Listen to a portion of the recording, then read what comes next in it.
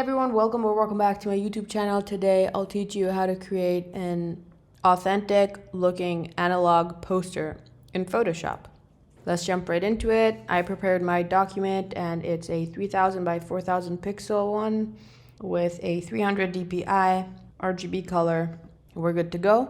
I added a solid color with this color right here, which is like an off-white creamy color. Press OK. This is going to be our paper base. I'll add a paper texture on top of that. Change the blending mode to multiply and lower the opacity to about 50%. Then we're going to add our image in here and resize it. I got this from pexels.com. I'll rename this.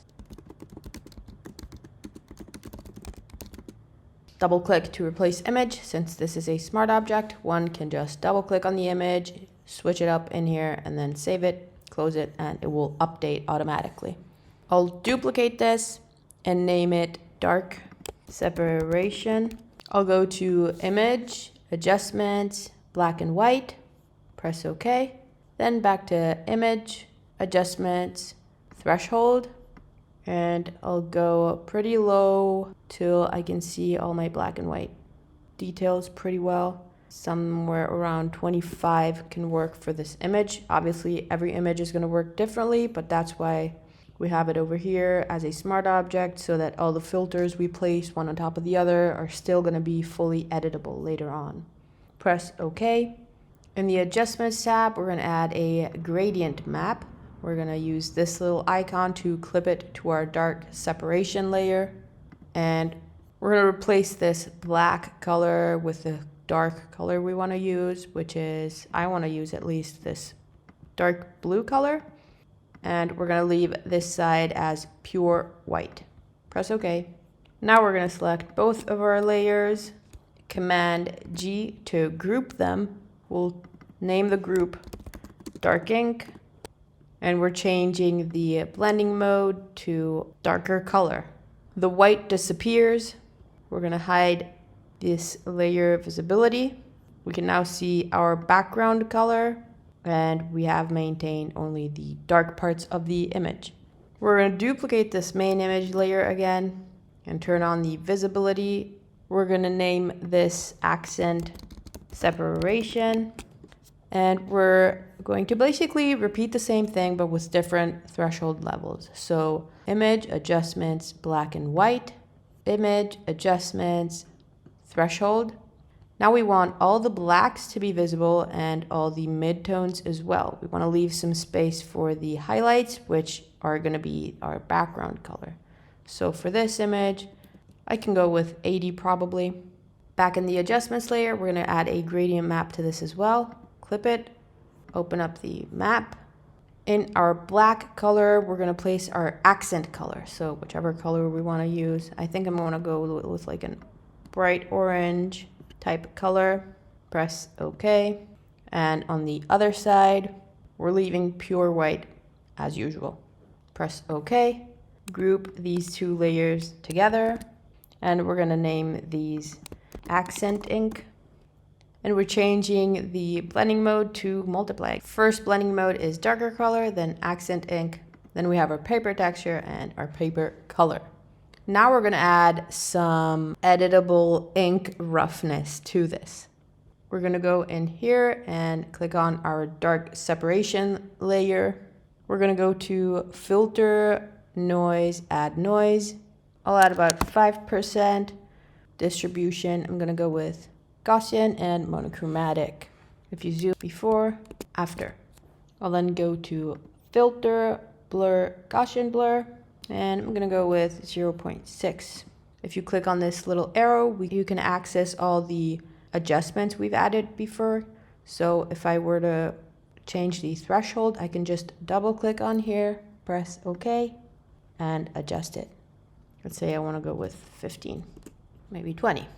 We're going to basically repeat this on our accent separation.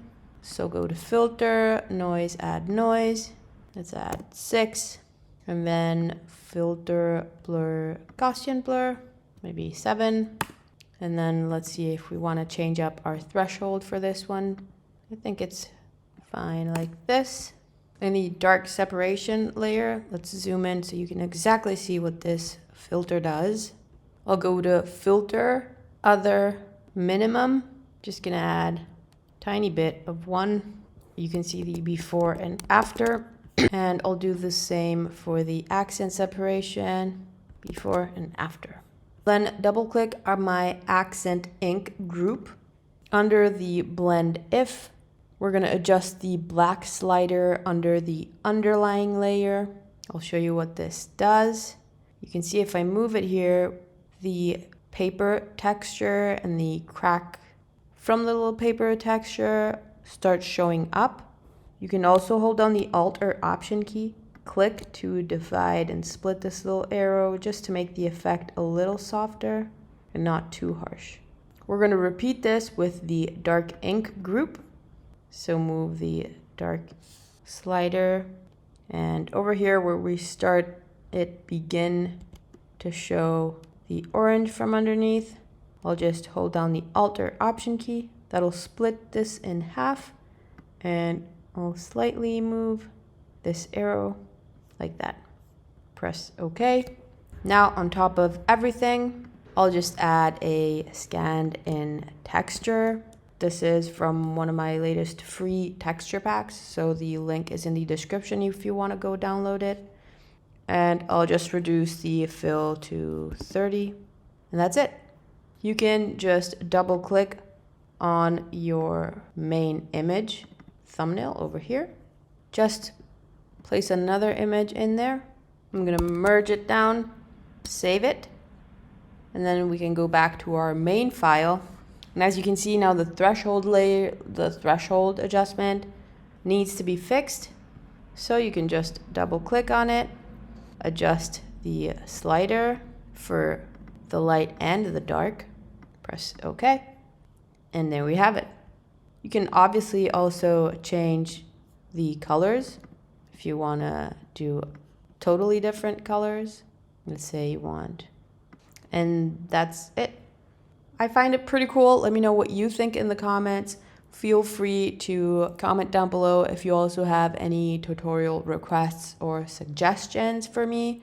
Linked in the description down below is the free texture pack I mentioned, and this PSD file if you're too lazy to rebuild it on your own. Thank you so much for watching, and I'll see you guys soon. Bye.